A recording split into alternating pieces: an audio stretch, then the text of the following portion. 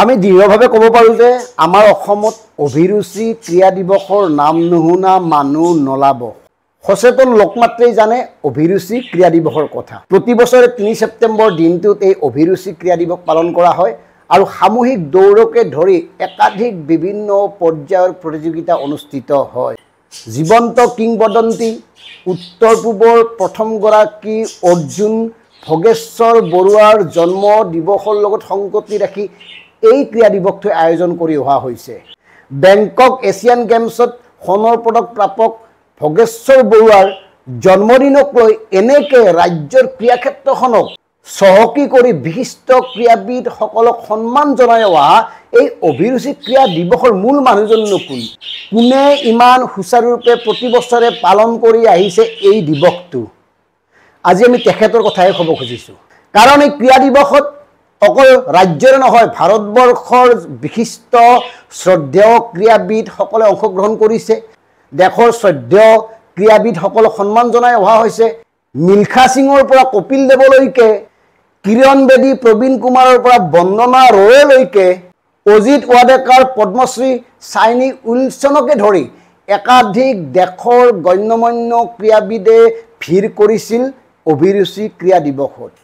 ৰাজ্যৰ ১০৭টি বিভিন্ন স্থানত একেদিনাই অনুষ্ঠিত হৈ অহা এই অভিৰুচি ক্ৰীড়া দিৱসৰ মূল মানুহজন হ'ল এগৰাকী প্ৰচুৰ জাতীয়তাবাদী চেতনা সম্পন্ন ব্যক্তি বলেন্দ্ৰ মোহন চক্ৰৱৰ্তী। নলবাৰীৰ বৰমুৰিকণাত জন্মগ্ৰহণ কৰা এই চক্ৰৱৰ্তীয়ে আজি ৪২ বছৰে পালন কৰি আহিছে অভিৰুচি ক্ৰীড়া দিৱস। অসমৰ জীৱন্ত কিংবদন্তি ভোগেশ্বৰ বৰুৱাৰ জন্মদিনৰ লগত সংগতি ৰাখি বলেন্দ্ৰ মোহন চক্ৰৱৰ্তীয়ে সেই তেতিয়াৰ দিনৰ পৰা কোনো ৰচিদ বহি নোহোৱাকৈ এই দিৱসটোৰ আয়োজন কৰি আহিছিল। মন কৰক, আজিৰ পৰা ৪২ বছৰ আগতে এনে এটা সপোনক সাকাৰ ৰূপ দি বাস্তৱ ক্ষেত্ৰখনলৈ আগবঢ়া বলেন্দ্ৰ মোহন চক্ৰৱৰ্তী ডাঙৰে প্ৰাৰম্ভিক সময়ত কিমান ত্যাগ বা সংগ্ৰাম কৰিবলগীয়া হৈছিল। এনেকুৱা এটা দিন আছিল, টকা সুতত আনি চলাবলগীয়া হৈছিল অভিৰুচি ক্ৰীড়া দিৱস। তাৰ পিছতো পিছ হুহুকা নাছিল, তাৰ পিছতো হতাশ হোৱা নাছিল বলেন্দ্ৰ মোহন চক্ৰৱৰ্তী। কাৰণ তেখেতৰ তেজতে আছিল ক্ৰীড়া আৰু সংস্কৃতিৰ প্ৰতি প্ৰচুৰ ভালপোৱা। অসম ক্ৰীড়া সাংবাদিক সন্থাৰ প্ৰতিষ্ঠাপক সভাপতি বলেন্দ্ৰ মোহন চক্ৰৱৰ্তীৰ নেতৃত্বতে সম্পাদনাতে প্ৰথম প্ৰকাশ হৈছিল অসমীয়া ক্ৰীড়া আলোচনী অভিৰুচি। সেয়া আছিল ১৯৭৯ চনৰ কথা। সেই ১৯৭৯ চনতেই ক্ৰীড়া আলোচনী এখন প্ৰকাশ কৰাৰ যি মহা কৰিছিল, সেই মহাহে হয়তো বলেন চক্ৰৱৰ্তীক ক্ৰীড়া ক্ষেত্ৰৰ এগৰাকী বিশেষ ব্যক্তি হিচাপে পৰিগণিত কৰিছে, বিশেষ আসনত অধিষ্ঠিত কৰিছে। আচলতে নাটকৰ মানুহ আছিল বলেন্দ্ৰ মোহন চক্ৰৱৰ্তী। সদাগৰ পৰিয়ালত জন্মগ্ৰহণ কৰা বলেন্দ্ৰ মোহন চক্ৰৱৰ্তীয়ে নাটকৰ সমান্তৰালভাৱে ক্ৰীড়া ক্ষেত্ৰখনতো নিজকে সংযোজিত কৰিছিল, জড়িত কৰি তুলিছিল। এগৰাকী অতি সহজ সৰল নিৰহংকাৰী লোক বলেন্দ্ৰ মোহন চক্ৰৱৰ্তীৰ মানুহৰ প্ৰতি আছে অবাধ ভালপোৱা। সকলো শ্ৰেণীৰ মানুহকে নিজৰ আপোন কৰি ল'ব পৰা এটা বিশেষ ধৰ্ম, বিশেষ চৰিত্ৰ, আৰু যাৰ বাবে এতিয়া বলেন্দ্ৰ মোহন চক্ৰৱৰ্তীৰ কাষত অসংখ্য মানুহ অলেখ শুভাকাংক্ষী, অলেখ গুণমুগ্ধ। সেইখিনি সময়ৰ ত্যাগ আৰু সংগ্ৰামৰ কথা আমাক জনাইছিল বলেন্দ্ৰ মোহন চক্ৰৱৰ্তীয়ে। শেষৰ ফালে আমি সেই কথাখিনি আপোনালোকক চমুকে জনাম। এতিয়া আমাৰ কথাটো হ'ল, যিখিনি সময়ত অসমৰ ক্ৰীড়া ক্ষেত্ৰখনত অখেলুৱে আৰু ৰাজনৈতিক নেতাই ভিৰ কৰিছে, যিখিনি সময়ত অসমৰ ক্ৰীড়া ক্ষেত্ৰৰ সংস্থাসমূহত ৰাজনৈতিক নেতাই শীৰ্ষ পদবীত অধিষ্ঠিত হৈ আছে, সেইখিনি সময়ত আমাৰ এটাই অনুৰোধ যে বলেন্দ্ৰ মোহন চক্ৰৱৰ্তীৰ দৰে লোকসকলে প্ৰকৃত খেলুৱৈসকলক, প্ৰকৃত সংগঠকসকলক একগোট কৰি অসমৰ ক্ৰীড়া ক্ষেত্ৰখনক আগবঢ়াই লৈ যোৱা উচিত। অসমৰ ক্ৰীড়া ক্ষেত্ৰখনক আগবঢ়াই নিয়াৰ ক্ষেত্ৰত নেতৃত্ব গ্ৰহণ কৰা উচিত। নহ'লে ৰাজনৈতিক ক্ষমতাত বলিয়ান হৈ একাংশ অখেলুৱে, অপদাৰ্থ, অদূৰদৰ্শী, কোনো যোগ্যতা নোহোৱা লোকেও এই ক্ৰীড়া ক্ষেত্ৰখনক নেতৃত্ব দিবলৈ অপচেষ্টা কৰি থকা পৰিলক্ষিত হৈছে। ক্ৰীড়াৰ নামত এতিয়া কোটি কোটি টকা আহে, সেই কোটি টকা ক'ত কেনেকৈ খৰচ হয় সেইবিলাক বেলেগ কথা, কিন্তু ক্ৰীড়া ক্ষেত্ৰক সুসংগঠিতভাৱে নেতৃত্ব দিব পৰা মানুহ লাহে লাহে কমি আহিছে। আমি আশা কৰিম বলেন্দ্ৰ মোহন চক্ৰৱৰ্তীৰ দৰে এই দায়বদ্ধ ক্ৰীড়া সংগঠকক জাতিপ্ৰেমী এগৰাকী স্বদেশী ব্যক্তিক ৰাজ্য চৰকাৰে প্ৰাপ্য সন্মান দিয়া উচিত। কম বছৰ নহয়, 42 বছৰ একেটা কামে নিৰৱচ্ছিন্নভাৱে কৰি হোৱাটো সহজ কথা নহয়। আৰু কেতিয়া আৰম্ভ কৰিছিল? যেতিয়া প্ৰচাৰ মাধ্যম বৰ বিশেষ নাছিল, যেতিয়া অৰ্থনৈতিক সহযোগিতা নাছিল, যেতিয়া মানুহে ক্ৰীড়া ক্ষেত্ৰৰ শ্ৰদ্ধেয় লোকসকলক যথোচিত সন্মান প্ৰদৰ্শন কৰাৰ এখন মঞ্চ নাছিল, সেইখিনি সময়তে হাজাৰ প্ৰত্যাহ্বান নেওচি প্ৰতিষ্ঠা কৰা অভিৰুচি এই ক্ৰীড়া দিৱসটোৱে অসম আৰু অসমীয়াৰ ক্ৰীড়া ক্ষেত্ৰখনত যে এটা নতুন যুগৰ সূচনা কৰিছে তাক কোনেও অস্বীকাৰ কৰিব নোৱাৰে। গতিকে ইয়াৰ নেপথ্যত থকা বলেন্দ্ৰ মোহন চক্ৰৱৰ্তীৰ দৰে লোকসকলক আমি অসমীয়াসকলে শ্ৰদ্ধা জনোৱা উচিত। ধন্যবাদ। আমাৰ জাতীয় বীৰ বুলি মই কওঁ, আমাৰ সকলোৰে আদৰৰ পূৰ্বাঞ্চলৰ প্ৰথমগৰাকী অৰ্জুন, এছিয়ান গেমছৰ সোণৰ পদক বিজেতা ভোগেশ্বৰ বৰুৱা ডাঙৰীয়াক মই আজি প্ৰায় 55 বছৰ হ'ল তেওঁৰ সান্নিধ্য পোৱা।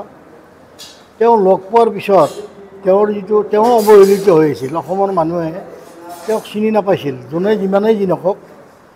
তেওঁক যেতিয়া মই লগ পালোঁ, অভিৰুচিক মেগাজিনখন উলিয়ালোঁ, তেতিয়া 79ৰ আগতে আৰম্ভণিতে তেওঁক লগ কৰি তেওঁ তেতিয়া মটৰ ড্ৰাইভাৰী কৰে ONGCত। তেতিয়া আমি গ'লোঁ, তেতিয়া মোৰ দুজন সতীৰ্থ আছিল, তেওঁলোকে এই সংসাৰত নাই। আলফৰিদ চাজাদ সৰু ল'ৰা তেতিয়া, তেওঁক আহি বাৰে বাৰে মোক কয় অভিৰুচিত ফটো নিওঁ। তেওঁক মই লগালোঁ যে জীপত তেওঁ যদিও ড্ৰাইভাৰী পষ্টটো, তেওঁ কিন্তু ড্ৰাইভাৰী নকৰে, পষ্টটো ড্ৰাইভাৰ, তেওঁ খেলা শিকায়।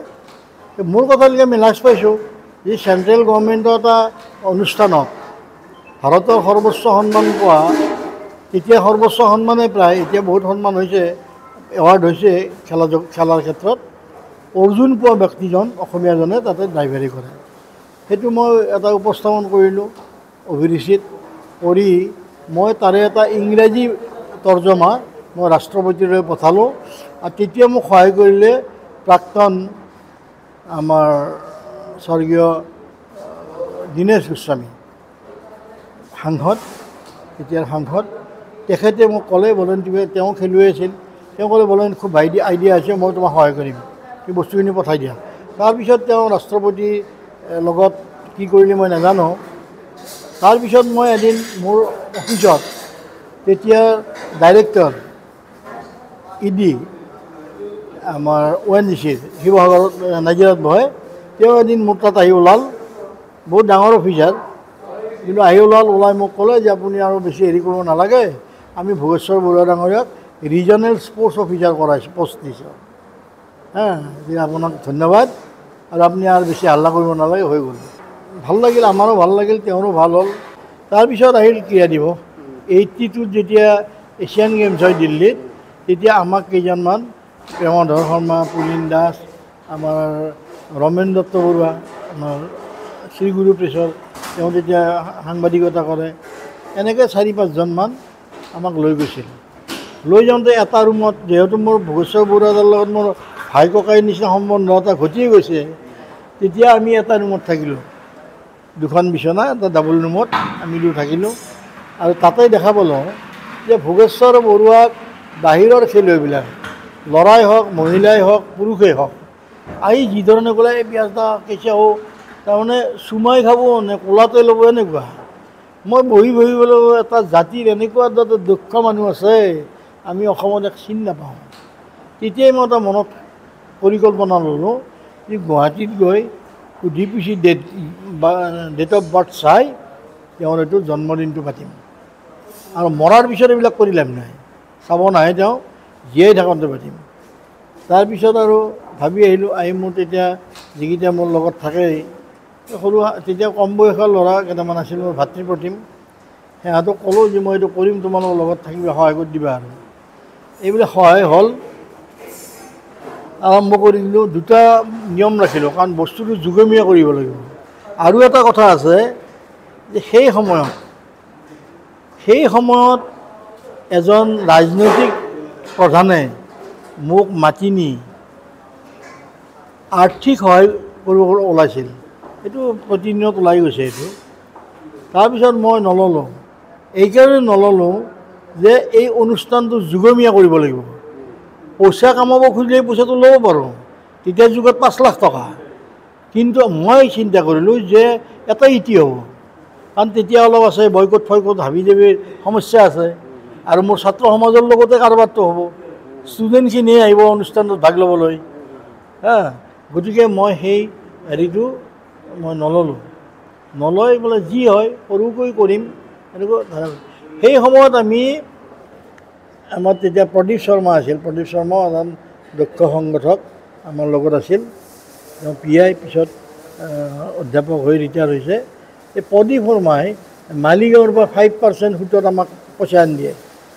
সেই 5% সুতত পইচা লৈ আমি অভিৰুচি ক্ৰীড়া দিৱস চলাই গৈছোঁ। পৰৱৰ্তী সময়ত এনেকৈ কেইবাবছৰ হ'ল, হোৱাৰ পিছত পইচা ৰিটাৰ্ণ দিওঁতে সুত এনেকুৱাও কিছুমান বৰপেটাৰ মানুহ এজন আছিল, মনত আছে, পাঠক। পইচা লাষ্টত তেওঁ দেখায় যে এইটো তেওঁৰ সদিচ্ছা এটা আছে, সুতটো কিছুমান বৰ মানে ৰেহাই দি দিছিল। আৰু দ্বিতীয়তে কোনো চান্দাৰ বহি নাই, চান্দা তুলিব নোৱাৰে, আজি নজিৰো নাই। এনেকুৱা সময় এবাৰ বৰষুণ হৈছিল, পল্টন বজাৰৰ এজন ব্যৱসায়ী আহি এই ল'ৰা ছোৱালীবিলাক গা মোচাৰ কাৰণে বহুতখিনি টাৱেল আনি দিছিল, সৰু সৰু মূৰ মোচাৰ কাৰণে। গতিকে এনেকুৱা 2-এটা সহযোগ হৈ গৈছে। আৰু যদি আমি মোৰ সতীৰ্থসকলক আলোচনা কৰোঁ, যিটো কোনোবাই যদি খুব অত্যুৎসাহী আছে যে আমি 5,000 টকা দিব খোজোঁ, তেওঁ আমাক লগা দৰকাৰী বস্তু এটা কিনি আনি সেই অনুষ্ঠানত তেওঁ মঞ্চত গৈ এজন খেলুৱৈক উপহাৰটো দিব, গামচাই পিন্ধক। সেইটো ধৰণে আজি এই 42 বছৰ চলি আছে। অৱশ্যে আমি চৰকাৰী সহায় পাইছোঁ 2005 চনৰ পৰা। 2005 চনৰ পৰা মই বৰ্তমান মুখ্যমন্ত্ৰী, তেতিয়া তেওঁ হেল্থ মিনিষ্টাৰ, তেওঁক মই কথাটো কোৱাত তেওঁ মোক সহায় কৰাৰ হেৰি কৰে। তেওঁ কিছুমান কাৰোবাক ডিপাৰ্টমেণ্টত 2-এখন চিঠি দিয়ে যে এইটো ভাল অনুষ্ঠান, আপোনালোকে পাৰিলে আৰ্থিক সহায় কৰিব। সেই যিটো আৰম্ভণি 2006ৰ পৰা এই বছৰলৈ তেওঁ আমাক নেপথ্যত থাকি যিকোনো প্ৰকাৰে তেওঁ কাৰোবাক কৈ হওক কিবা কৈ হওক আমাক সহায় কৰি আছে।